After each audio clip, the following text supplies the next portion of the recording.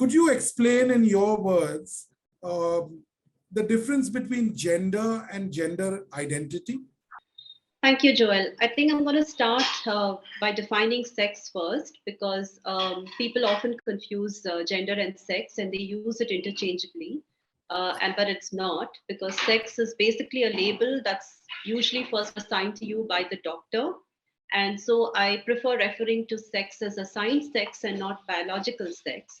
And in the course of our conversation today, I think I'm going to be using a lot of people centered language, which I really want people also to be mindful of when they are talking about different community groups.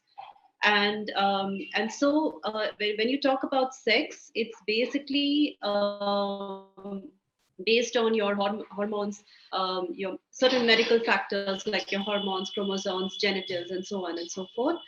And with gender is basically a social construct, and gender is basically how the society thinks or looks or perceives us predominantly.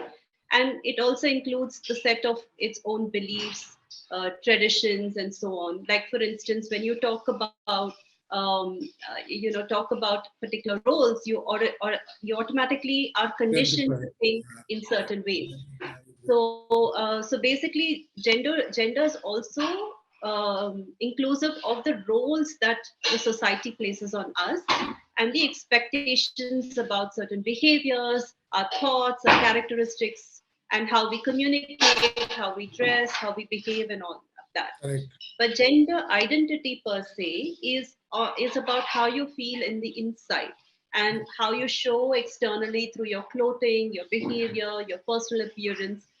And so basically, it is your feelings. It's how you feel on the inside.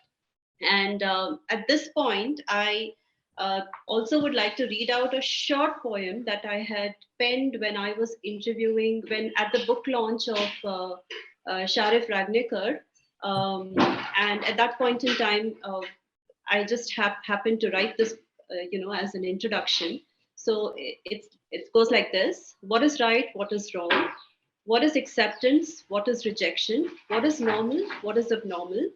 What is straight? What is curved? What is pride? What is shame? We view everything in shades of black and white, and everything in binary of yes and no, one and zero, of distinct and opposite. That's where there is disconnection, distortion, and the meanings and views and the pressure to conform may arise. So and at that point in time, Sharif also mentioned that as you go in this journey of accepting yourself and who you are, the people who love you start realizing that you're not defined by your sexuality. There's so much to you as an individual.